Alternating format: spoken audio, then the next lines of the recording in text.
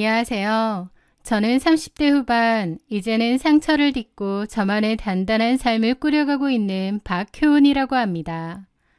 제 인생의 가장 큰 소용돌이는 대학 시절부터 알고 지냈던 한 사람, 윤성민이라는 남자와의 결혼에서 시작되었습니다. 그리고 그 소용돌이에는 제 대학 동기였던 한지영, 그리고 그녀의 여동생 한민지라는 두 자매가 깊게 얽혀 있죠. 지금 생각하면 정말 징글징글한 악연이 아닌가 싶어요. 대학 시절 저와 지영이는 같은 과에서 꽤 친하게 지냈던 친구였습니다. 지영이는 성격이 싹싹하고 활달해서 주변에 사람이 많았고 저 역시 그런 지영이와 잘 맞았어요.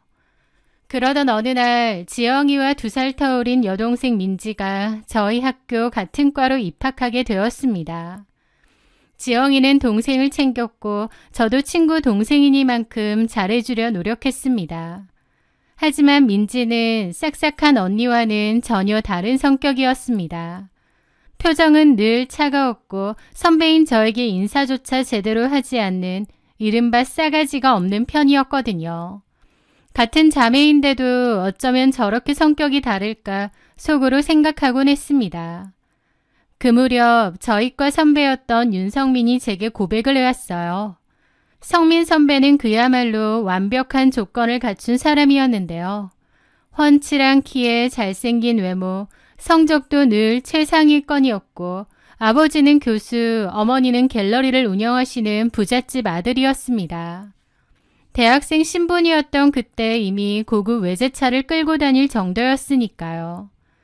솔직히 저한테 고백을 한 성민 선배가 싫지는 않았습니다. 하지만 당시 저는 학업에 집중하고 싶었고 당장 연애를 할 마음의 여유가 없었기에 그의 고백을 정중하게 거절했습니다. 하지만 성민 선배는 포기하지 않고 계속해서 제 주변을 맴돌며 마음을 표현했죠. 그러던 어느 날 지영이가 조심스럽게 제게 말을 꺼냈습니다. 효은아, 실은 우리 민지가 성민 선배를 많이 좋아해. 저는 적잖이 당황했습니다. 성민 선배가 저를 좋아해서 계속 대시하고 있다는 사실을 지영이에게 차마 말할 수가 없었죠.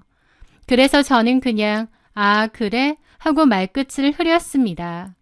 그런데 얼마 후 민지가 용기를 내어 성민 선배에게 고백을 했다고 하는 거예요. 하지만 성민 선배는 단칼에 민지를 거절하며 이렇게 말했다고 합니다. 미안하지만 난 효은이를 좋아해. 효은이 말고 다른 여자는 만날 생각이 없어. 효은이도 내 마음에 대해서 알고 있고. 민지는 충격과 굴욕감에 휩싸여 울고불고 난리가 났고 언니인 지영이에게 제 욕을 엄청나게 해댄 모양이에요. 여우 같고 음흉하다고요. 며칠 뒤 지영이는 차가운 얼굴로 저를 찾아와 원망을 쏟아내더라고요. 너 성민 선배가 너한테 고백도 했다는데 왜 숨겼어? 내 동생이 얼마나 비참해졌는지 알아? 친구로서 나한테 미리 말해줄 수 있었잖아. 너 진짜 실망이다. 저는 억울했습니다.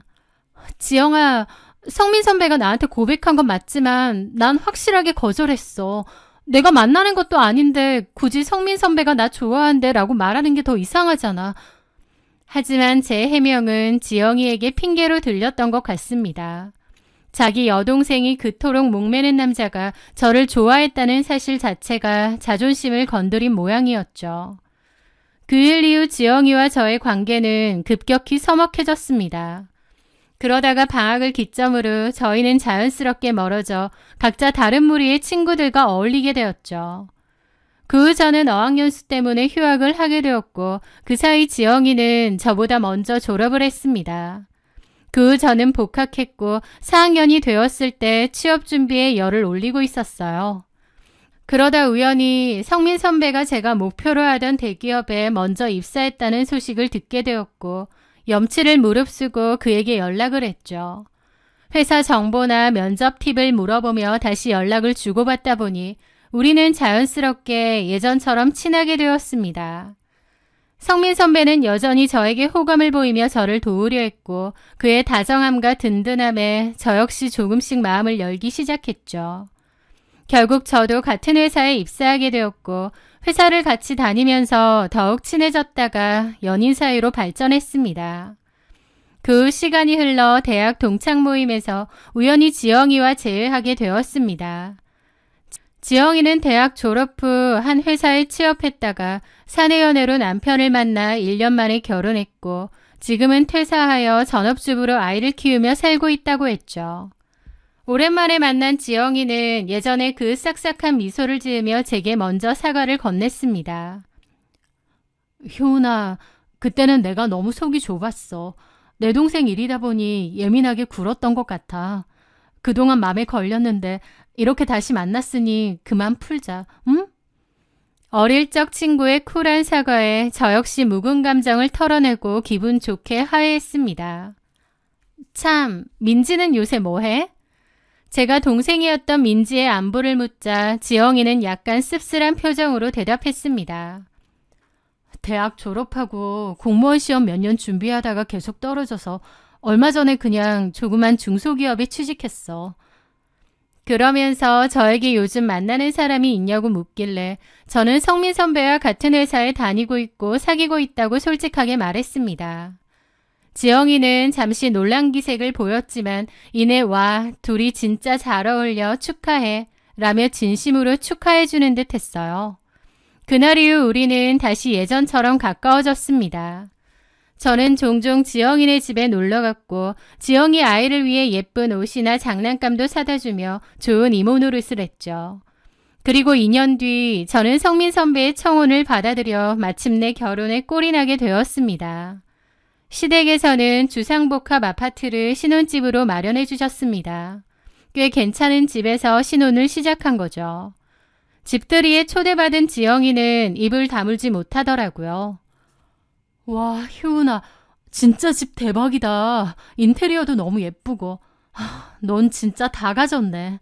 완벽한 남편에 좋은 직장에 이런 집까지. 진짜 부럽다 기집애야. 저는 쑥스러워 손사래를 쳤지만 착하고 다정하고 능력 좋은 남편, 여유 있고 자애로운 시부모님, 회사에서 제 커리어도 잘 쌓고 있고 행복한 신혼생활까지. 저 역시도 내심 제 삶이 잘 굴러가고 있다는 자부심을 느끼고 있었습니다.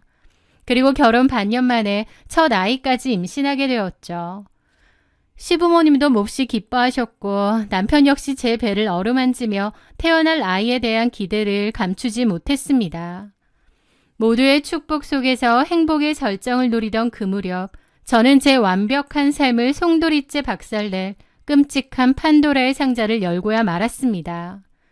남편이 샤워를 하러 들어간 사이 거실 탁자 위에 놓인 남편의 휴대폰 화면이 밝아지며 메시지 알림이 떴습니다.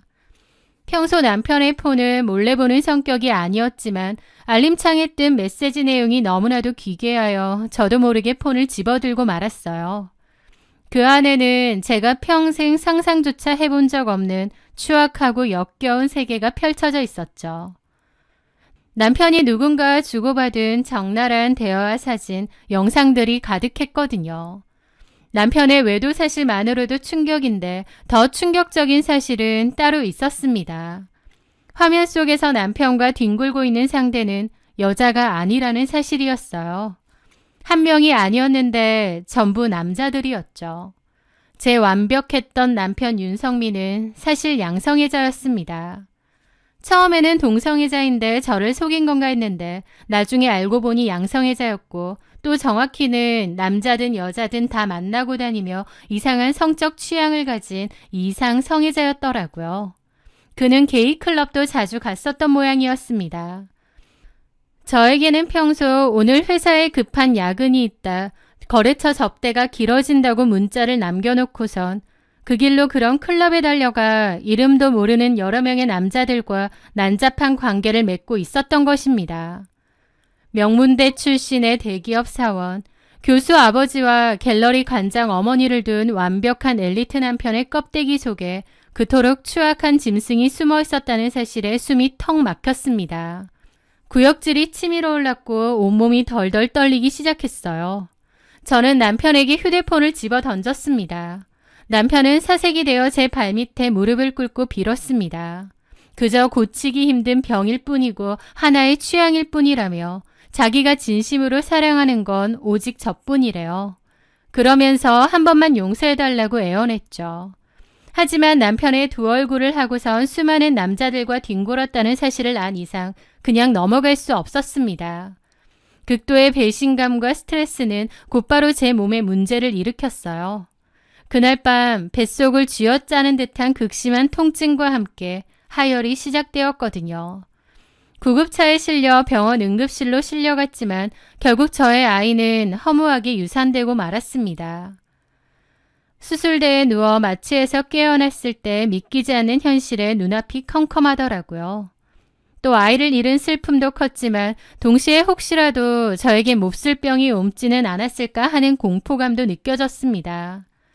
천만다행으로 정밀 검사 결과 성병에 감염되지 않았다는 판정을 받았지만 제가 겪어야 했던 그 수치심과 절망감은 말로 다 표현할 수가 없었죠.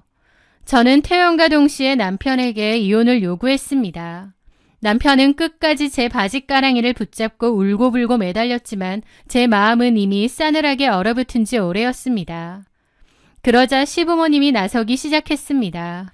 체면을 목숨보다 중시하는 그들은 자신들의 완벽한 아들이 양성애자이자 이상 성애 중독자라는 사실, 그리고 그로 인해 며느리가 유산하고 이혼한다는 소문이 세상에 퍼질까봐 극도로 전전긍긍했던 모양이었어요.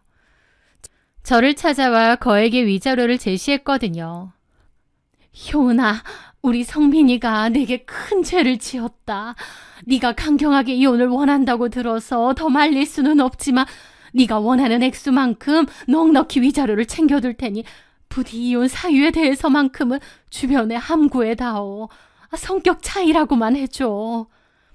사실 저 역시 남편의 그 더러운 실체를 제 입으로 떠벌리고 다닐 생각은 없었습니다. 이 일은 저에게도 너무 수치였기 때문이죠. 그래서 저는 굳이 긴 소송으로 진흙탕 싸움을 하는 대신 그들이 제시한 위자료를 받고 이혼 사유는 비밀로 묻어주기로 합의했습니다. 결혼 1년도 채 되지 않아 겪은 남편의 충격적인 배신, 유산, 그리고 초고속 이혼. 완벽했던 제 인생이 하루아침에 구렁텅이로 곤두박질 치자 저는 심각한 우울감을 느껴야만 했습니다.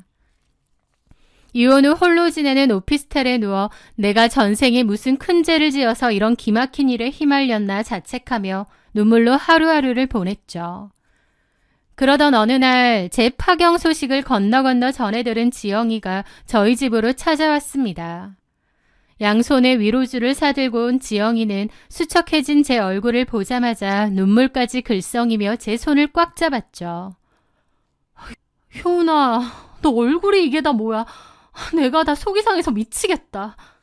가장 힘들 때 찾아와준 친구의 따뜻한 위로에 꾹꾹 눌러 담았던 제 감정이 툭 터지듯 쏟아졌습니다.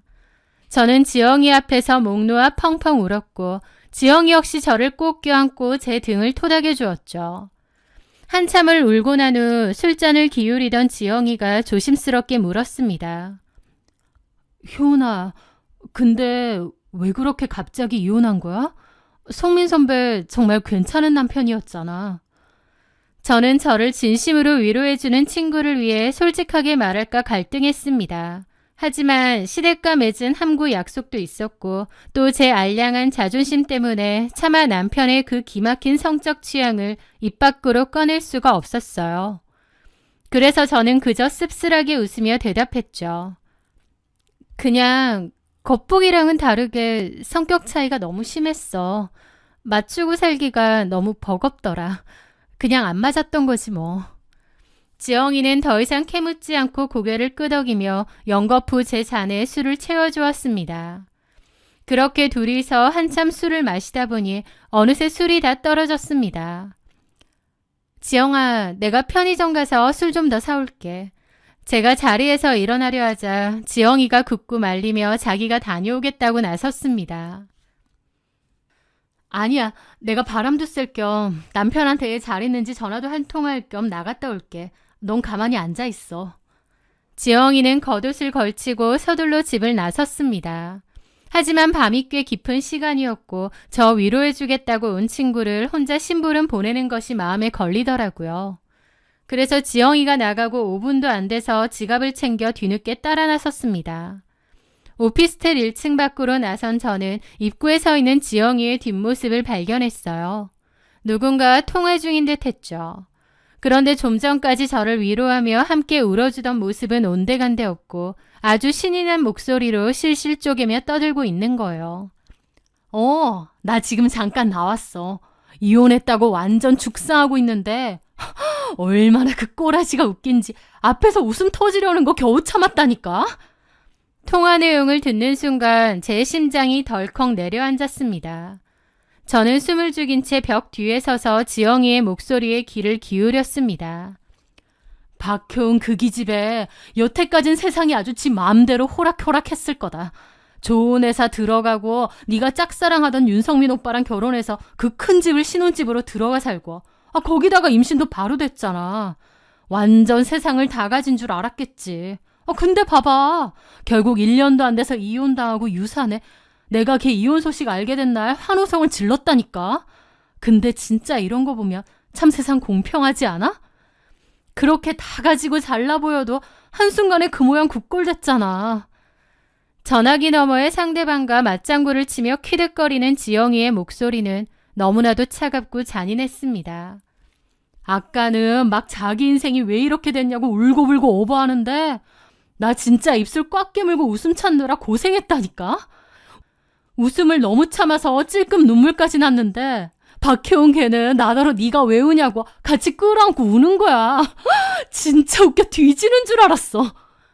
저를 진심으로 걱정하는 줄 알았던 친구의 그 소름 끼치는 이중성에 저는 머리끝까지 피가 거꾸로 솟는 것을 느꼈습니다. 저는 지영이의 등 뒤로 다가갔습니다. 그리고 차갑게 가라앉은 목소리로 불렀습니다. 한지영. 제 목소리에 소스라치게 놀란 지영이가 뒤를 돌아보며 펄쩍 뛰었습니다. 손에 들고 있던 휴대폰을 하마터면 떨어뜨릴 뻔할 정도였죠. 너 지금 뭔 소리 하는 거야? 저는 당황해 어쩔 줄 모르는 지영이의 손에서 휴대폰을 낚아챘습니다. 통화 중인 화면에 떠있는 이름은 다름 아닌 그녀의 여동생 민지였습니다.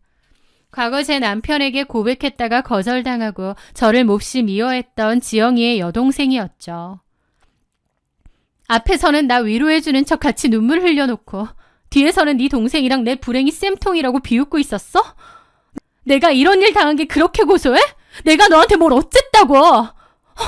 너 진짜 무섭다. 앞에서는 위로해주는 척, 뒤에서는 신나서 이러고 있었어? 제가 쏘아붙이자 얼굴이 사색이 된 지영이는 뻔뻔하게 발뺌을 시도했습니다. 아니야 효은아. 오해한 거야. 나 방금 다른 사람 얘기한 건데 네 얘기 아니야. 개소리 집어치워. 내 이름 대면서 이혼하고 유산해서 꼴 좋다고 비웃는 거 처음부터 끝까지 다 들었거든? 너 진짜 이렇게 소름 끼치는 두 얼굴의 인간이었니? 제 서늘한 추궁에 지영이는 더 이상 변명이 통하지 않는다는 것을 깨달은 듯 했습니다. 그러자 그녀의 태도가 순식간에 180도 돌변했습니다. 당황하던 얼굴에 도끼가 서리더니 오히려 적반하장으로 나오더라고요. 그래, 네 얘기했다. 어쩔래? 내가 내 친동생이랑 개인적으로 통화하면서 얘기한 것 가지고 네가 왜 난린데? 그러게 누가 엿들으래? 평생 혼자 잘난 척 완벽한 척 하더니 결국 이혼하고 쫓겨난 주제에 웬 훈계질?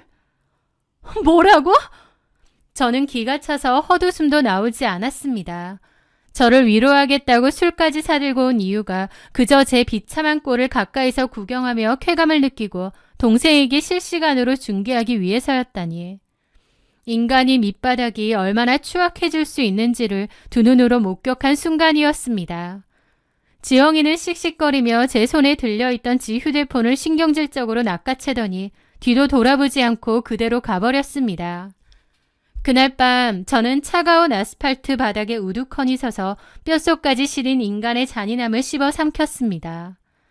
이혼의 충격과 유산의 아픔에 이어 친구의 소름 끼치는 배신까지. 인생의 가장 밑바닥에 내동댕이 쳐진 기분이었죠. 저는 그 길로 지영이의 연락처를 차단하고 완전히 인연을 끊어버렸습니다. 그렇게 혼자만의 처절한 시간을 견뎌내며 조금씩 상처를 회복해가고 있던 8개월 뒤 저는 대학 동창을 통해 제 상상을 아득히 뛰어넘는 그야말로 기가 막히고 경악스러운 소식을 전해 듣게 됩니다. 그것은 제 전남편이 재혼을 한다는 소식이자 그 새 신부의 정체에 대한 이야기였습니다. 전남편의 재혼 상대가 다름 아닌 지영이의 여동생 한민지라는 거예요. 처음 그 이야기를 들었을 때 저는 제 귀를 의심했습니다. 세상에 남자가 그렇게 널렸는데 어떻게 자기 언니 친구의 전남편, 그것도 이혼한 지 1년도 채 되지 않는 남자와 결혼을 한단 말입니까? 동창의 말에 따르면 사연은 이러했습니다. 제가 이혼했다는 소식을 지영이를 통해 전해 들은 민지는 그 길로 곧장 제 전남편에게 먼저 연락을 취했다고 합니다. 대학 시절부터 전남편을 열렬히 짝사랑하다가 거절당했던 민지에게 저의 이혼은 그야말로 절호의 찬스였나 보더라고요. 이혼 후 우울해하던 전남편 역시 먼저 적극적으로 다가오는 민지를 마다하지 않았고 둘은 곧바로 사귀기 시작해 초고속으로 임신까지 하게 되었다는 거예요. 동창은 혀를 끌끌 차며 덧붙였습니다. 지영이 걔도 진짜 제정신 아니더라. 자기 동생이 네 전남편이랑 속도 위반으로 결혼하는데 부끄러워하기는커녕 엄청 당당해. 우리들한테 청첩장 돌리면서 우리 민지가 이제야 진짜 인연을 만났다 고 자랑하고 다닌다니까. 윤성민 선배 집안 빵빵하고 대기업 다니니까 완전 신분 상승이라도 한 줄 아나 봐. 그 얘기를 듣는데 온몸에 소름이 쫙 돋았습니다. 그 두 자매가 저를 향해 품고 있던 열등감과 질투심이 얼마나 기괴하고 어마어마했는지를 뼈저리게 느낄 수 있었죠. 하지만 놀라움도 잠시 저는 이내 차가운 실소를 터뜨렸습니다. 완벽한 껍데기에 가려진 전남편의 그 역겨운 실체를 전혀 모른 채 그저 돈 많고 잘생긴 대기업 사원이라는 허상에 올려 불구덩이로 뛰어드는 민지가 참으로 멍청하고 우스웠죠. 그래, 그 썩은 쓰레기 꼭 끌어안고 평생 잘 살아봐라. 저는 일말의 분노나 미련조차 느끼지 않은 채 그들의 소식을 완벽하게 무시하고 제 삶에만 집중했습니다.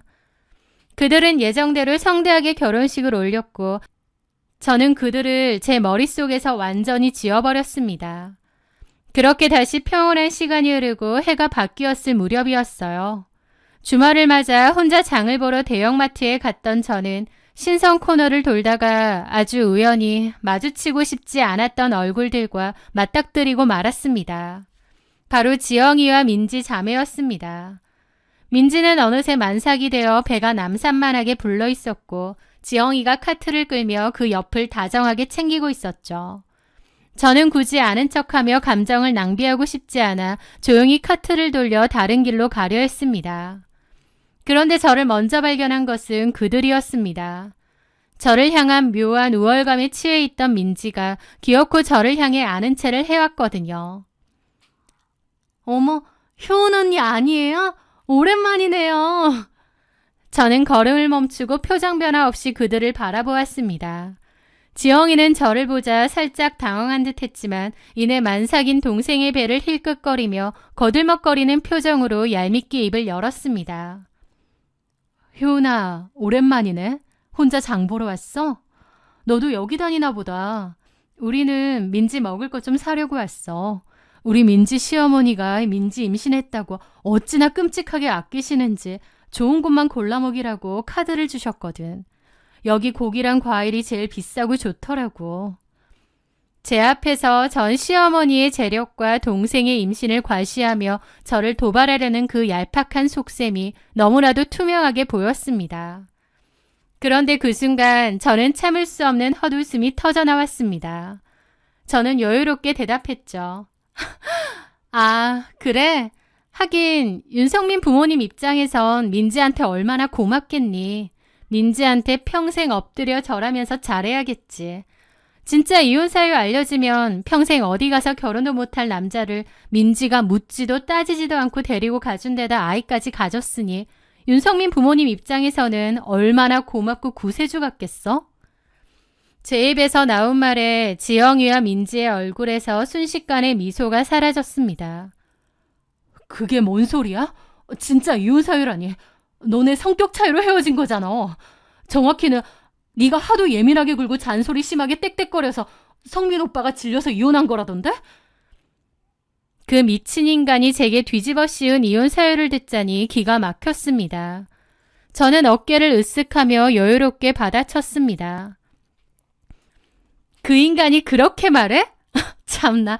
나한테 위자료 목목으로 거액의 돈까지 쥐어주면서 진짜 이혼 사유는 제발 입 다물어 달라고 그렇게 싹싹 빌더니 뒤에서는 내 탓을 하고 다녔단 말이지. 그러자 민지의 동공이 눈에 띄게 흔들리기 시작했습니다. 야, 헛소리 하지 마. 이혼 사유가 대체 뭔데? 나는 말 못한다니까? 절대 말하지 말려고 돈까지 받으며 약속했으니까. 근데 머지않아 알게 될 거야. 민지야, 그게 뭔지는 네가 그 남자랑 평생 살면서 네 두 눈으로 직접 잘 알아봐.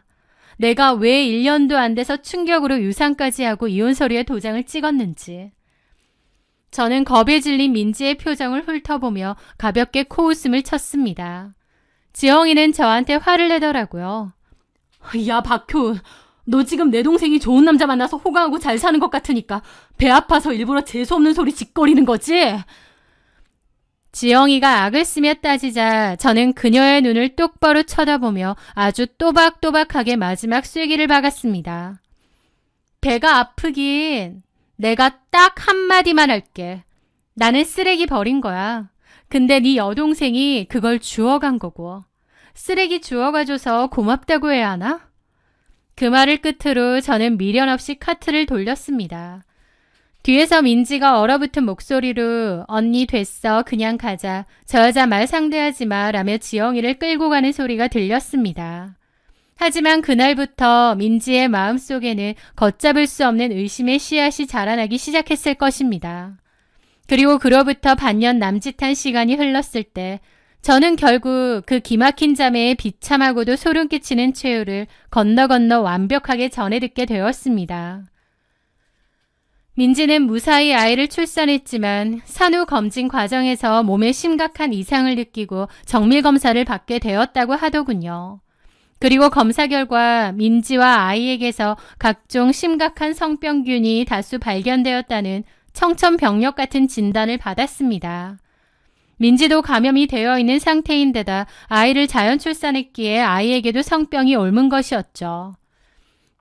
민지는 극도의 충격과 의심 속에서 남편의 뒤를 미친 듯이 캐기 시작한 모양이고 결국 그 끝에서 제 전남편이 숨겨왔던 그 추악한 판도라의 상자를 열었던 것 같더라고요. 그 충격적인 진실 앞에 민지네 집안은 한바탕 뒤집어졌다고 했습니다. 지영이 역시 제 말이 무슨 뜻이었는지 그제야 깨닫고 전남편 집안에 쫓아가 이혼 한 해 만에 길길이 날뛰며 엎어버렸다고 하더라고요. 그런데 정말 놀랍고도 소름 끼치는 사실은 그 다음이었습니다. 보통의 여자라면 당장 짐을 싸서 도망쳤겠지만 놀랍게도 민지는 그냥 살기로 결정을 내렸다는 것입니다. 이미 아이까지 낳아버린 데다 자신이 어떻게 가진 자리인데 이대로 물러나기가 싫었던 모양이에요. 겉으로 번지르르한 남편의 직업과 시댁의 재력, 그 화려한 껍데기를 도저히 포기할 수 없었던 민지는 남편의 그 구역질나는 성적 취향을 눈감아주며 쇼윈도 부부로 남기로 한 것 같더라고요. 하지만 진실을 알아버린 삶이 온전할 리 없겠죠. 동창의 말에 따르면 민지는 겉으로는 SNS에 값비싼 명품 선물과 시댁의 재력을 자랑하며 세상에서 가장 행복한 척 사진을 올린다고 합니다. 하지만 사실은 극도의 불안감과 의심에 시달리며 심각한 화병과 우울증 약을 달고 산다고 하더라고요. 전 남편 역시 그런 일이 있었음에도 민지가 이혼하지 않으니 대놓고 밖으로 겉돌고 있다고 하고요. 겉으로는 화려하고 행복해 보이지만 그 속은 시커멓게 썩어들어가 악취가 진동하는 완벽한 생지옥. 그것이 바로 저를 짓밟고 비웃으며 쓰레기를 주워간 그 자매가 스스로 선택한 결말이었습니다. 한때는 그들의 배신과 비웃음에 피눈물을 흘렸지만 지금 돌아보면 오히려 저를 그 쓰레기 같은 인연들로부터 완벽하게 떼어내준 하늘의 도우심이 아니었나 싶습니다. 저는 이제 그 소름 끼치는 자매와 전남편을 향한 일말의 감정조차 남아있지 않습니다. 그저 스스로 무덤을 파고 그 안에서 평생 썩어갈 그들의 어리석음이 불쌍하게 느껴질 뿐입니다. 저의 길고 기막혔던 사연을 끝까지 들어주셔서 진심으로 감사합니다.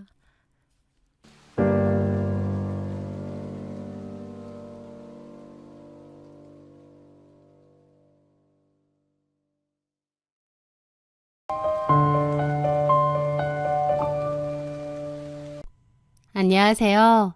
저는 이제 막 20대 후반에 접어든 박수연이라고 합니다.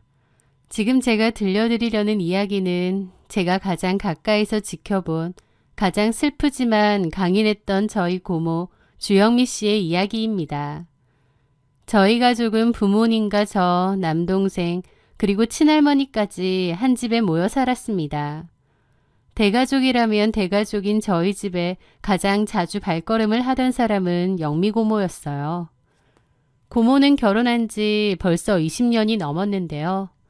제가 아주 어린 꼬마였을 때부터 고모는 저희 집에 자주 와서 저한테 맛있는 것도 사주고 저랑 동생 데리고 놀러도 자주 다니고 그랬어요.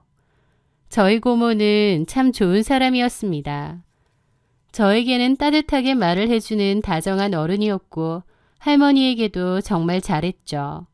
반찬이며 영양제며 거르는 법이 없었고 또 할머니를 모시고 사는 저희 엄마에게도 늘 고마워하셨습니다.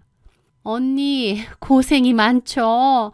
우리 엄마 모시고 사느라 내가 더 도와줘야 되는데 미안해요. 라며 진심 어린 고마움을 전하던 분이었습니다. 그렇다 보니 저희 엄마도 시누인 고모를 좋아하셨고요. 그런데 그런 고모에게는 늘 그림자 같은 그늘이 따라다녔습니다. 다정한 사람이지만 늘 얼굴에는 이유 없는 그늘이 져 있었죠. 사실 고모가 환하게 소리내어 웃는 모습도 많이 못 봤어요. 항시 무언가 깊은 생각에 잠겨 있었고 그 눈동자에는 설명할 수 없는 우울함과 피로감이 짙게 배어 있었거든요. 안색도 늘 잿빛이었고 어깨에는 세상의 모든 짐을 다 짊어진 듯한 무거운 기운이 서려 있었습니다. 가족들이 무슨 일 있느냐고 물을 때마다 고모는 그저 힘없이 미소를 지으며 대답했어요. 아니야, 요즘 일이 좀 많아서 피곤해서 그런 것뿐이야. 고모는 보험 일을 하셨는데 일이 고돼서 그렇다고만 하시더라고요. 하지만 그 피곤함은 단순히 일이 많거나 잠을 못 자서 생기는 종류의 것이 아니라는 걸 저도 본능적으로 느꼈던 것 같습니다. 고모가 아무 말도 하지 않으니 저도 티내지 않았던 것 뿐이죠. 그러던 어느 날 충격적인 일이 생겼습니다. 근래 들어 소화가 안 된다며 약을 달고 살던 고모가 검진을 받으러 갔다가 청천벽력 같은 소식을 듣게 된 것이죠. 고모는 대장암 판정을 받았습니다. 암세포는 이미 손을 쓸 수 없을 만큼 퍼져 있었고 담당 의사는 고모에게 남은 시간이 길어야 1년이라고 말했거든요. 병원에서 그 통보를 받던 날 저희 아빠와 엄마는 넋을 잃고 울었습니다. 저렇게 착한 사람한테 이 무슨 봉변이냐 싶었고 너무 안타까웠죠. 그런데요. 정작 당사자인 고모는 이상하리만큼 덤덤한 겁니다. 아니, 덤덤하다 못해 고요해 보이기까지 했죠. 처음엔 고모도 충격받아서 그런가 했는데 아니었습니다. 고모는 오히려 평온한 얼굴로 그 사실을 받아들이더라고요. 의사는 고모더러 지금 당장 입원해서 적극적으로 항암 치료를 시작하자고 권유했습니다. 완치는 어려워도 생명 연장의 기회는 있다고 말이죠. 그런데 고모는 의사의 말을 단칼에 거절하는 겁니다. 아니요, 선생님. 저는 치료받지 않겠습니다. 남은 인생을 병원 침대 위에서 고통스럽게 보내고 싶지 않아요. 제가 하고 싶었던 일들 하며 조용히 마무리하고 싶습니다. 당연히 가족들은 난리가 났습니다. 아빠는 고모의 어깨를 붙잡고 화까지 내며 설득했습니다. 영미야, 네가 제정신이야? 살아야지. 애들 생각은 안 해? 우리 애들 이제 다 컸는데 뭐. 이제 갓 성인 됐는데 뭘 다 커. 그러지 말고 치료받자. 하지만 고모의 결심은 단단한 바위 같았습니다. 고모는 오히려 울고 있는 저희 가족을 다독이며 한 가지 부탁을 했습니다. 연로하신 할머니께는 절대로 이 사실을 알리지 말아달라고요. 저희는 할머니에게는 비밀로 했지만 고모가 왜 치료를 거부하는지, 왜 삶을 쉽게 포기하려 하는지 너무 안타깝더라고요. 그렇게 고모의 시한부 인생이 시작되었습니다. 그런데요, 고모가 치료를 거부한 그날 이후부터 믿기 힘든 일들이 벌어지기 시작했습니다. 삶을 포기한 사람이라면 마땅히 더 깊은 절망의 구렁텅이로 빠져들어야 할 텐데 고모는 반대로 행동했거든요. 평생 운동이라고는 숨쉬기 운동밖에 모르던 고모가 매일 새벽같이 일어나 등산을 가고 조깅을 시작한 것입니다. 오히려 암 진단을 받고 더 밝고 활발하게 살기 시작한 거예요. 무엇보다 놀라운 건 고모 표정의 변화였습니다. 암 선고를 받기 전 늘 고모는 어두운 안색과 우울한 눈빛을 갖고 있었는데 그게 신기루처럼 사라진 거예요. 오히려 시한부 판정을 받고 나서 고모는 제 인생에서 본 중 가장 밝은 모습이 되었던 거죠. 작은 꽃 한 송이에도 감탄하고 밥을 먹다가도 농담을 던지며 깔깔거렸습니다. 찌들어 보이던 모습은 온데간데 없고 피부에는 묘한 생기까지 돌기 시작했어요. 식습관도 완전히 변했습니다. 원래 고모는 끼니도 잘 거르고 반찬은 만들지언정 본인은 잘 안 먹고 그랬는데요. 암 판정을 받고 나서 더 잘 챙겨 먹는 겁니다. 게다가 암 환자라면 당연히 가려야 할 삼겹살이며 육회 같은 음식들도 가리지 않고 열심히 드셨습니다. 특이한 건 마늘에 집착하셨는데 모든 음식에 마늘을 듬뿍 넣어 드시면서도 이게 내 보약이야 라며 웃으셨어요. 보험일도 그만두지 않으셨습니다. 오히려 더 열성적으로 고객들을 만나러 다니셨는데 웬만한 거리는 차를 타지 않고 씩씩하게 걸어서 다녔어요. 그전에는 걷는 게 싫다고 웬만한 거리는 차를 타고 다녔는데 이제는 체력이 좋아진 건지 어지간한 거리는 다 걸어 다니더라고요. 저희 가족은 처음엔 오히려 그 모습이 안쓰러워 눈물 짓기도 했습니다. 죽음을 앞두고 마지막 불꽃을 태우는구나 싶어 마음이 아팠죠. 하지만 고모가 진심으로 행복해 보였기에 그저 고모가 하고 싶은 대로 두는 것이 도리라고 생각했습니다. 그런데 시간이 흐를수록 상황은 묘하게 흘러갔습니다.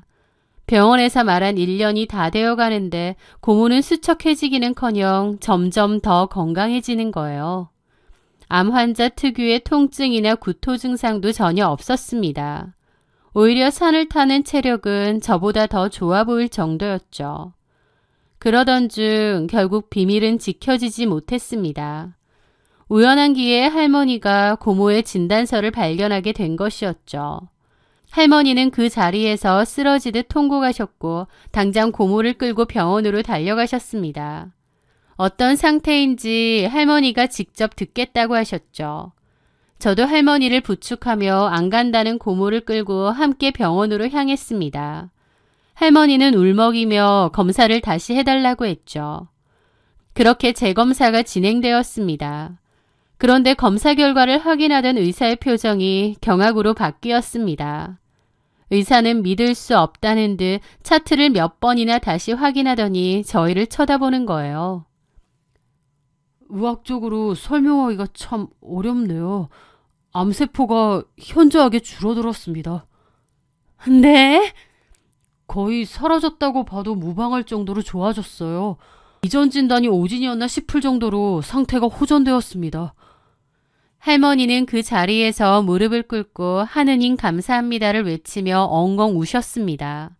저도 기적이라며 너무 잘됐다며 할머니를 껴안고 울었죠. 그런데 정작 고모의 표정을 보는 순간 저는 소름이 돋았습니다. 고모는 호전되었다는 이야기에 전혀 기뻐하지 않았거든요. 아니, 기뻐하지 않는 정도가 아니었습니다. 고모의 얼굴은 무서울 정도로 차갑게 굳어 있었고 이내 세상이 무너진 듯한 표정이 되더니 넋이 나간 사람처럼 허공을 응시했습니다. 저는 그런 고모의 표정을 태어나서 처음 보았습니다. 죽음의 문턱에서 살아 돌아왔는데 왜 고모는 마치 다시 지옥으로 끌려가는 사람 같은 표정을 짓고 있는 건지. 진료실을 나오는 고모의 뒷모습은 기운이 하나도 없었습니다. 할머니가 손을 꼭 잡고 영미야, 살았다, 살았어. 라고 외쳐도 고모는 아무런 대답이 없었습니다. 고모의 반응이 너무 이상했죠. 그런데 기적 같은 소식이 들려온 날 밤 고모는 말없이 저희 집으로 찾아왔습니다. 그리고 거실에 모인 저희 가족 앞에서 20년 동안 꽁꽁 숨겨왔던 고모의 진짜 지옥에 대해 입을 열기 시작했어요. 그것은 암세포보다 더 지독하고 무서운 폭력의 기록이었습니다. 평소 고모부가 퇴근할 시간이라면 집에서 저녁상을 차리고 있어야 할 고모가 예고도 없이 어두운 낯빛으로 거실 소파에 앉더라고요. 가족들은 다시 한번 완치를 축하하며 과일을 내어오고 웃음꽃을 피우려 하는데 고모가 나직하게 하지만 아주 무거운 목소리로 입을 뗐습니다. 엄마, 오빠, 언니, 그리고 수연아. 나 오늘 병원에서 선생님 말씀을 듣는데 머릿속이 하얗게 비어지더라. 다들 내가 기뻐서 넋이 나간 줄 알았지? 아니야. 다시 그 지옥으로 걸어 들어가야 한다는 생각에 숨이 턱 막혔어. 아빠가 깎던 사과를 멈추고 고모를 쳐다봤습니다. 영미야, 그게 무슨 소리야? 지옥이라니. 고모는 마른 세수를 한 번 하더니 20년 동안 한 번도 꺼내지 않았던, 아니 차마 꺼낼 수 없었던 비밀을 쏟아내기 시작했습니다. 고모부는 밖에서는 더할 나위 없이 양반 같은 사람이었습니다. 법 없이도 살 사람이라는 평을 들을 정도로 늘 웃는 얼굴에 친절하고 다정하고, 게다가 가족 모임에서는 늘 지갑을 먼저 열고 웃 어른에게 깍듯하며 부드러운 말투로 사람들을 대했죠. 고모에게도 얼마나 살뜰하게 잘했는지 저희 엄마 아빠도 참 좋아하셨어요. 하지만 고모가 말하는 집 안에서의 고모부는 전혀 다른 괴물이었습니다. 몰랐겠지만 그 사람 폭군이었어. 사소한 일로 트집을 잡고 자기 기분에 거슬리면 손부터 올라왔지. 처음이 결혼하고 딱 반년 뒤였어. 국이 싱겁다는 이유로 뺨을 맞았는데 그때 내가 도망쳤어야 했어. 하지만 첫째 민용이 임신 사실을 알았고 그 인간이 잘못했다고 죽어라 빌대. 다시는 안 그럴 줄 알고 한번 참았어. 그랬던 게 지금까지 온 거야. 그 이후로 걸핏하면 손찌검을 하고 욕을 퍼붓더라고. 나도 나중에는 무기력해지고 도망칠 엄두도 안 났어. 너무 무서웠거든. 그렇게 산 게 20년이야. 나만 참으면 된다고 생각했어. 집안의 가구들이 부서지고 집기가 날아다니는 공포 속에서 고모는 20년 동안 매를 맞으며 지냈는데 아마 고모 자식들인 사촌들은 몰랐을 거라고 했습니다. 왜냐하면 고모가 절대 티내지 않았다고 했고 고모부도 조용히 방에서 혹은 고모만 있을 때 폭력을 행사했다고 하더라고요. 고모의 말에 가족들은 충격에 휩싸여 아무 말도 하지 못했습니다. 특히 아빠는 자기 동생이 그런 대우를 받고 살았다는 사실에 주먹을 꽉 쥐고 부르르 떨었습니다. 고모의 고백은 계속되었어요. 그런데 1년 전 병원에서 대장암이라고 1년 남았다는 말을 들었을 때 정말 신기하게도 무섭지가 않더라. 오히려 이제 드디어 이 지옥에서 나갈 수 있겠구나 싶었어. 저 사람 손에서 해방되는 방법이 죽음밖에 없었는데 하늘이 나에게 졸업장을 주시는구나 싶었거든. 고모가 암 치료를 거부했던 진짜 이유가 바로 그것이었습니다. 오랜 폭력에 시달린 고모는 이미 삶에 미련이 없었어요. 그래서 차라리 암 진단이 휴식처럼 느껴졌다고 했습니다. 게다가 시한부 선고를 받은 날부터 고모부가 고모를 대하는 태도도 바뀌었다고 합니다. 내가 암 환자가 되니까 그 인간도 나를 때리지는 않더라고. 환자를 때리다가 죽기라도 하면 지 인생이 피곤해질 테니까 1년 뒤에 죽을 사람이니 냅뒀겠지. 그리고 무엇보다 내가 가입해둔 암 보험금이 있으니까 내가 얌전히 암으로 죽어줘야 지가 그 돈을 다 낼름할 거잖아. 주변에는 아내를 잃은 불쌍한 남편 행세하면서 내가 죽는다고 하니 그 돈으로 뭘 할지 계획을 세우는데 그 인간 볼 때마다 구역질이 났어. 아이러니하게도 고모가 시한부 판정을 받은 후 더 밝아지고 운동을 열심히 했던 이유는 살고 싶어서가 아니라 고모부에 대한 오기 때문이었습니다. 남편이라는 사람이 아내의 죽음을 돈으로 환산해 기뻐하는 꼴이 너무나 보기 싫었다고 했어요.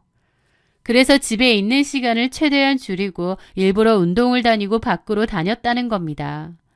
그렇게 고모에게 지난 1년은 일생에서 가장 행복한 시간이었다고 했습니다. 더 이상 남편의 폭력도 없고 하고 싶은 대로 다 하고 사니 너무 행복하더래요.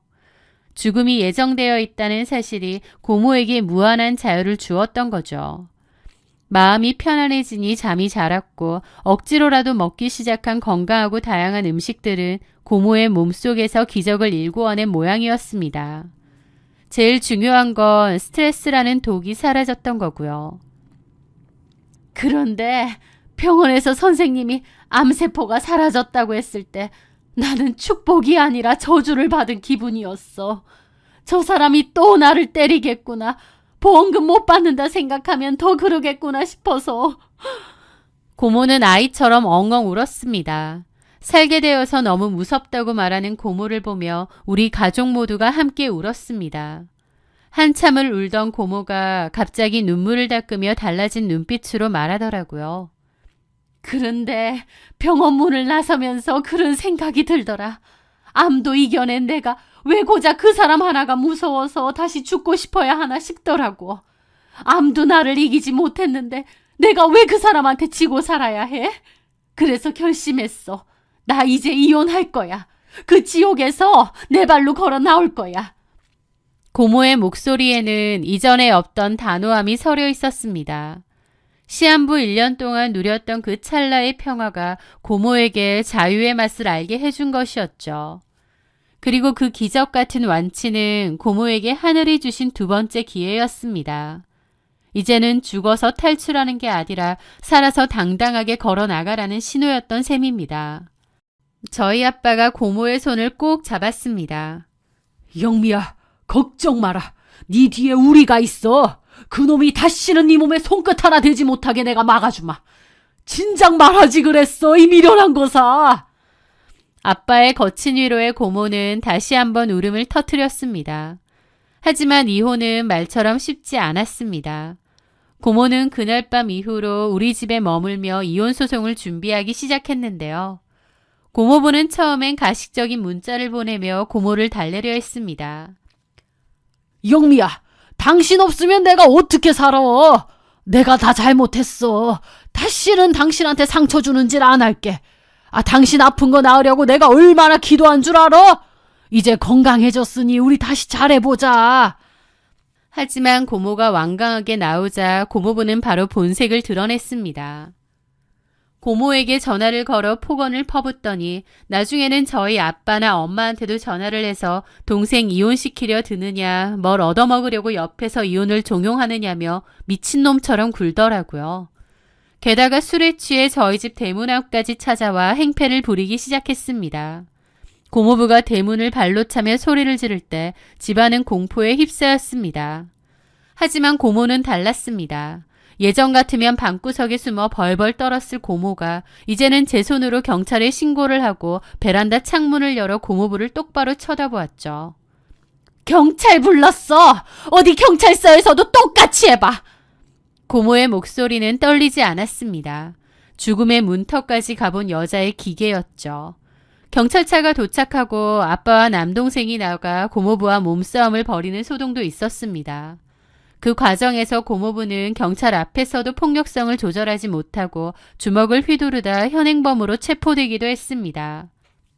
여러 소동을 통해 고모의 자녀들, 그러니까 제 사촌들도 자기 아버지의 실체를 낱낱이 알게 되었어요. 대학을 다니며 집을 떠나 있던 사촌들은 엄마가 겪어온 고통에 오열하며 고모의 편에 섰습니다.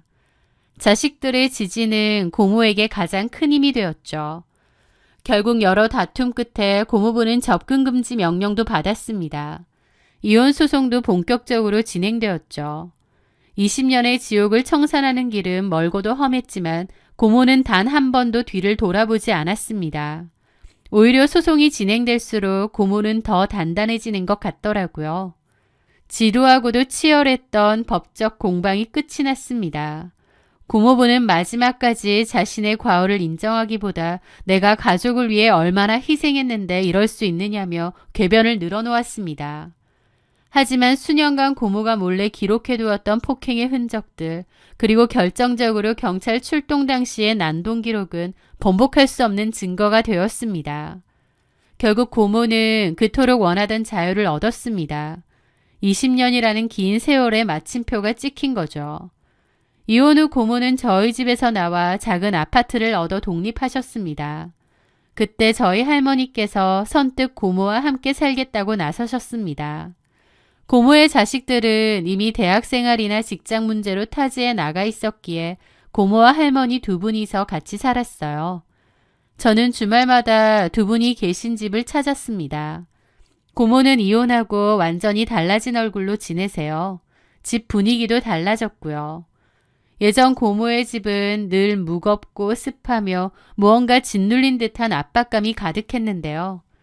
하지만 지금 고모의 집은 환한 햇살이 잘 들고 은은한 마늘향과 고소한 된장찌개 냄새가 감도는 따뜻하고 사람 사는 집 냄새가 물씬 풍기는 분위기로 바뀌었죠. 고모는 매일 새벽 5시에 일어나 운동을 가시고 식탁 위에는 항상 신선한 채소들이 올라왔습니다. 예전에는 고모부에게서 벗어나려는 게 목적이었다면 지금은 오로지 자신을 아끼는 마음으로 몸을 챙기시는 것 같아요. 고모가 저한테도 그러더군요. 수연아, 예전에는 내가 내 몸을 학대하면서 살았던 것 같아. 남편 무서워서 밥을 먹고 남편 눈치 보느라 잠을 자고. 그런데 이제는 내가 나를 위해서 밥을 차려주고 내가 나를 위해서 운동화를 신겨줘. 이 당연한 게 왜 그렇게 오래 걸렸을까? 고모는 암투병 전에 잿빛 한색은 온데간데 없고 이제는 적당히 그을린 건강한 피부와 생기 있는 눈빛을 가진 중년 여성이 되어 있습니다. 그런 고모의 모습에서 평온이라는 단어가 무슨 느낌인지 느끼곤 하고요. 작년 가을 저희 가족 모두가 근처 교회로 단풍 구경을 갔을 때의 일입니다. 돗자리를 펴고 앉아 고모가 정성껏 사온 도시락을 먹던 중 고모가 문득 산등성이를 바라보며 조용히 입을 여셨습니다. 사람들은 내가 암을 이겨낸 게 기적이라고들 하는데 나는 가끔 그런 생각을 해. 만약 그때 내가 암에 걸리지 않았더라면 나는 지금 이 세상 사람이 아니었을지도 모른다고. 저희 모두 먹던 것을 멈추고 고모를 쳐다보았습니다. 고모는 담담한 미소를 지으며 말을 이어갔습니다.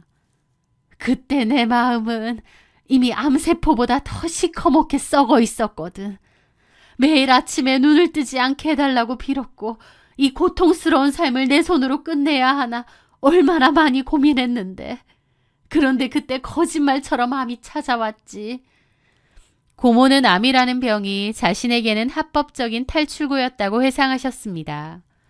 죽고 싶을 만큼 힘들었을 때 스스로 목숨을 끊는 것은 남겨진 가족들에게 너무 큰 죄를 짓는 것 같아 참아하지 못했는데 병이 찾아와 주니 차라리 마음이 편해졌다는 것이었죠.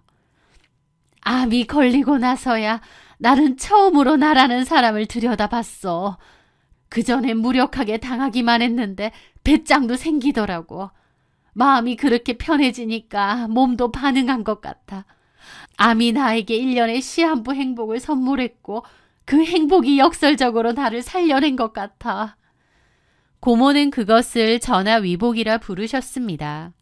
가장 불행한 소식이었던 암 선고가 고모의 인생을 통째로 바꾼 가장 큰 축복이 된 셈이죠. 고모의 이야기를 들으며 저는 깊은 상념에 빠졌습니다. 우리는 흔히 스트레스가 만병의 근원이라고 말하지만 그것이 실제로 한 사람의 생사를 어떻게 뒤바꾸는지 고모를 통해 똑똑히 목격했기 때문이죠. 지금 고모는 이전보다 훨씬 바쁘게 사십니다. 보험 설계사 일도 여전히 잘 해내고 계시고 틈틈이 요가와 명상을 배우며 마음을 다스리는 법을 익히고 계세요.